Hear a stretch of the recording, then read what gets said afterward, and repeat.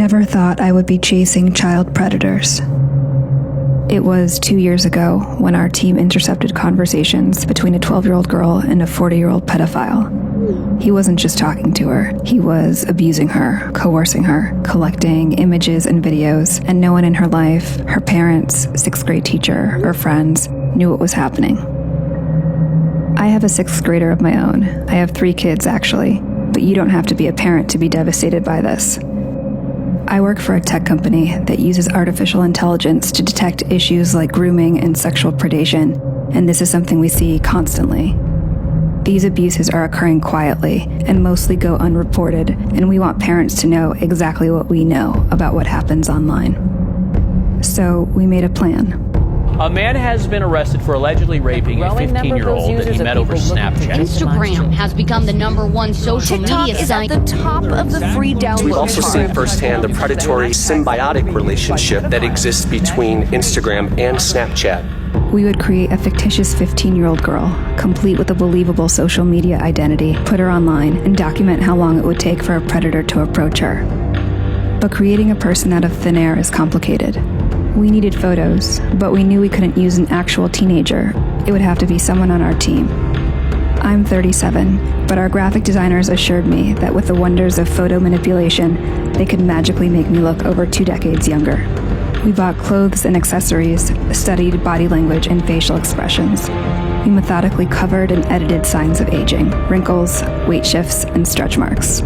Meanwhile, we coordinated with federal, state, and local law enforcement. Then we built a story around her, a history, a family, a social circle. Libby was born in 2004 and is a sophomore who recently moved to Indiana. We created multiple online accounts for Libby, prominently displayed her age, and posted typical teen content. We even created virtual friends for Libby who would comment on her posts. With everything in place, we would launch the project, give it a few months, and see if anyone would buy it. So we hit the button, and Libby went live.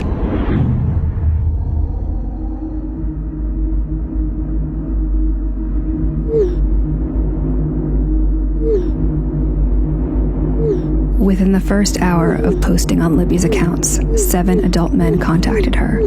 By the end of 9 days, that number was 92. The conversations ranged in severity from making sexual comments to sharing and requesting explicit photos and videos to manipulation and threats. The onslaught was so massive, it took 5 of us playing Libby full-time to keep up. We decided to move off-site where we could scale up the operation and gather as much information and evidence as possible. Since Libby is 15, men might try to falsely justify their actions towards her because of her proximity to adulthood. Would parents question, where's the bar? Would a 13-year-old face the same barrage of predators? A 12-year-old? How young could it possibly go? The graphics team transformed me into 11-year-old Bailey. Bailey is afraid of the dark. She hasn't had her first crush yet. She's still prepubescent. A parent might assume Bailey would be insulated from any sort of predatory attack. We launched our 11-year-old persona online. 444 and go.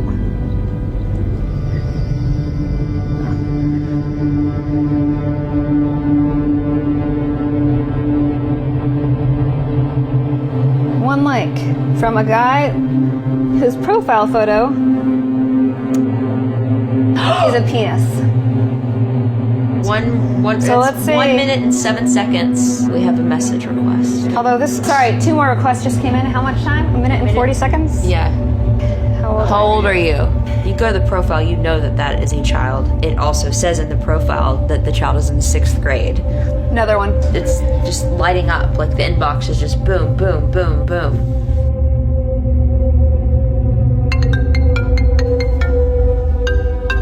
An incoming video call in less than 5 minutes.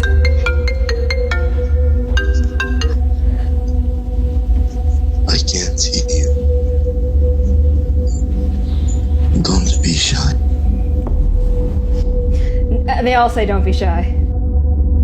Few parents know just how dangerous these platforms are for so many kids, so we brought some on site so they could see for themselves.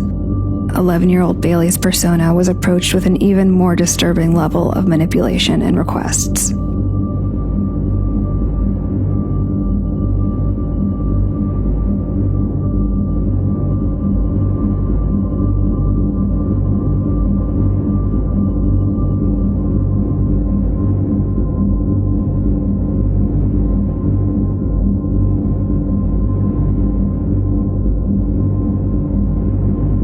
While the majority of the abuse happened from a distance, our child profiles also received requests to meet up in person, especially our 15-year-old persona. 28-year-old Keith was relentless. Like the others, he took no issue with Libby's age. He shared explicit videos of himself. He treated the virginity of an underage girl as a prize to be stolen. It was a tough decision, but if Keith wanted to meet Libby in person, we would let him. We synced up with our law enforcement contacts, and within 24 hours, we were on the ground and ready to meet. We already had evidence of what he had done online, but was he willing to carry things out in real life? We knew 37-year-old me attempting to pass for 15-year-old Libby would be a challenge. But I would wear a hat, a lot of makeup, and a big sweatshirt, and see if he showed up.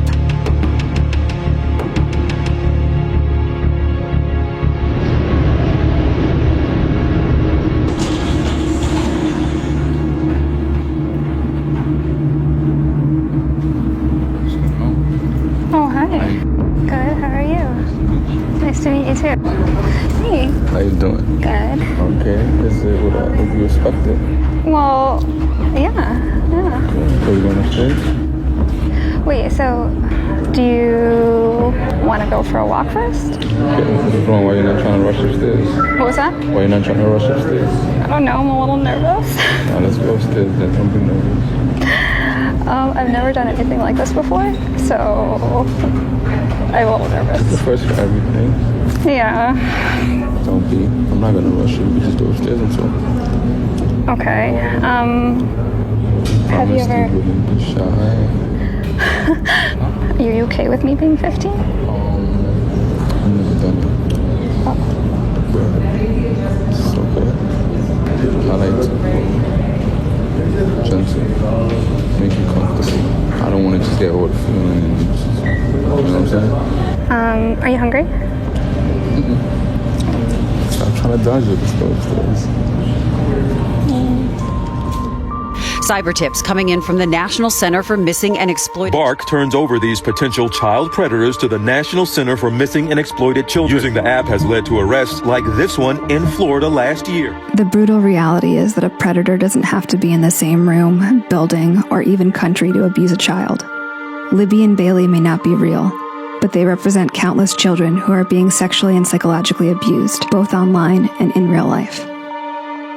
I think about how I would have felt as a young, impressionable child. I would have kept the abuses to myself for fear of being shamed and blamed. I would have suffered with it, secretly and quietly. Hi, Mama. Hi, did you have a good day? Yeah.